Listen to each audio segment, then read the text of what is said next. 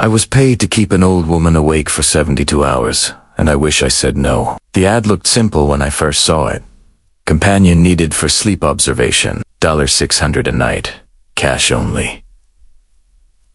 It popped up late one evening while I scrolled through job listings, desperate for anything that could cover rent before the first of the month. I had just lost my job at a warehouse, and the eviction notice sat like a shadow on my kitchen table. I didn't even think twice before replying. The instructions were short and strange. Come alone, bring food for 3 days, and under no circumstance allow the subject to sleep. I laughed when I read it. It sounded like a bad prank or one of those social experiments you see on YouTube. But when a man with a calm, sterile voice called me an hour later, he confirmed the job was real. The patient is elderly, he said. She requires continuous observation. You'll be compensated in full upon completion. He gave me an address far from town, where the streetlights disappeared and the road cracked into silence. I told myself it was just an eccentric old woman who needed company. But when I arrived, the air already felt wrong. There was a heaviness to it, a kind of stillness that didn't belong to the night. The house stood alone at the edge of the woods, its windows dim and the front porch sagging like a tired face. An old woman stood in the doorway waiting for me. She smiled, but her eyes didn't. Her name was Mrs. Bellamy, and she spoke softly, like someone afraid to wake something that wasn't supposed to stir. "You're early," she said, her voice dry and cracked. Inside, the air smelled like dust and wilted flowers. Every mirror in the house was covered in black cloth. Every clock had its face turned to the wall. She led me to a narrow sitting room where the light from a single lamp flickered like it was struggling to stay alive. "You'll help me stay awake," she whispered, and handed me a notebook. On the first page were handwritten rules. 1. Don't let me sleep. 2. Don't uncover the mirrors. 3. If you hear knocking, ignore it.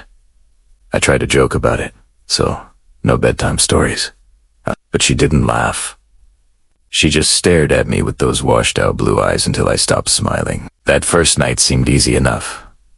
She was polite, if not a little strange. We drank coffee, played cards, and talked about nothing. But every time her eyelids drooped, I'd tap the table or turn on the radio to keep her alert.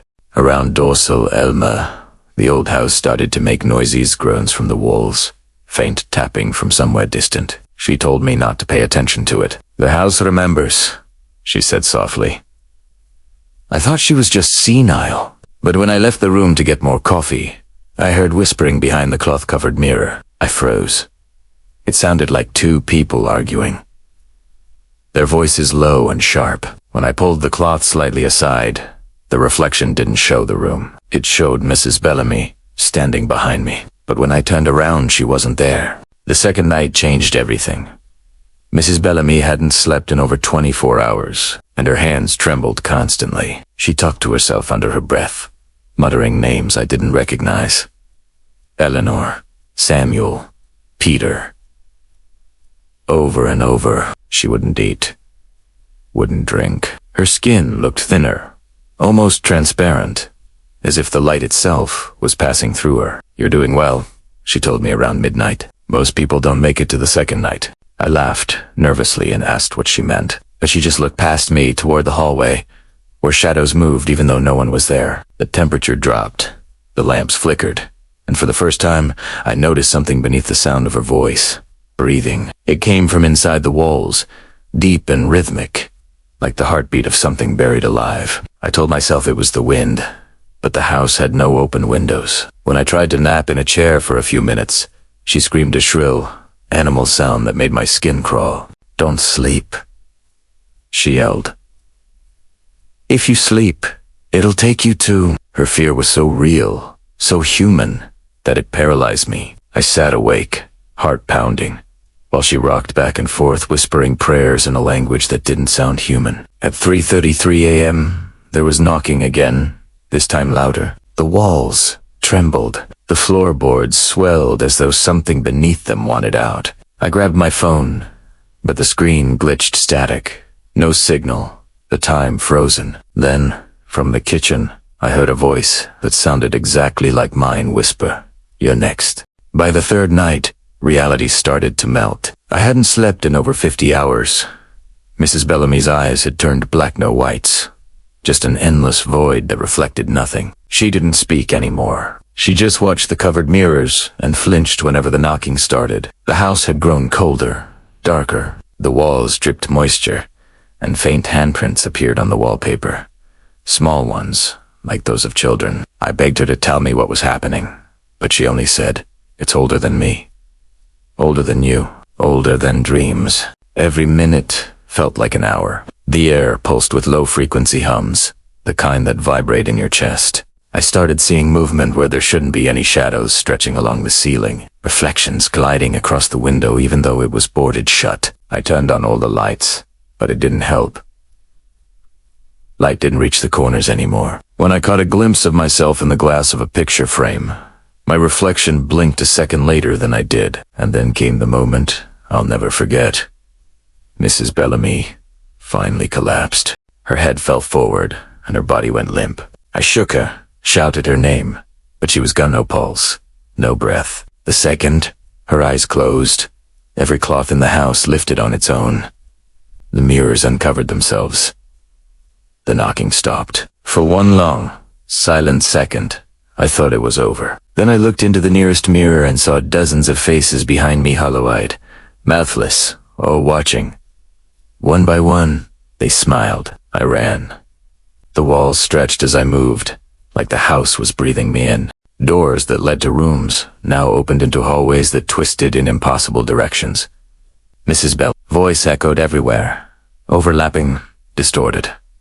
"Stay awake," she whispered. "Stay awake or it'll take your place." The floorboards cracked open beneath me, revealing darkness that moved like water. From it, pale hands reached up, grasping, clawing. I stumbled outside into the freezing dawn, gasping for air that felt heavy as dust. The forest around the house looked different. Different. Every tree leaned toward the house as if drawn to it, and the shadows between them seemed alive. I didn't look back. I walked until I hit the road, until a driver stopped and called the police. They said I was found barefoot, muttering the same word over and over. Awake. When they searched the house, they found nothing but dust and shards of broken mirrors. No Mrs. Bellamy. No furniture. Just one message scratched into the wall above a scorched lamp. 3 nights paid, 1 soul owed. I tried to go back to normal life, but sleep won't come anymore. Whenever I close my eyes, I see a reflection, sometimes at the corner of the mirror, sometimes right behind me, whispering. I feel her presence hovering just past the veil of consciousness, waiting for me to drift off. And every clock in my apartment stops at 3:33 a.m. Exactly. It's been weeks since that job. I've tried everything, pills, therapy, even hypnosis, but it's no use. The moment I start to dream, I wake up gasping, the same phrase echoing in my ears. Don't let me sleep. Last night, I thought I saw movement in the reflection of my television, a figure sitting on the couch beside me. When I turned my head, the space was empty, but the cushion was still pressed down. I unplugged every screen, every reflective surface, but my phone still turns itself on at night, showing that same address in my GPS, 17 Hollow Pine Road. The house I left behind. I think it's calling me back. Maybe it needs a new watcher.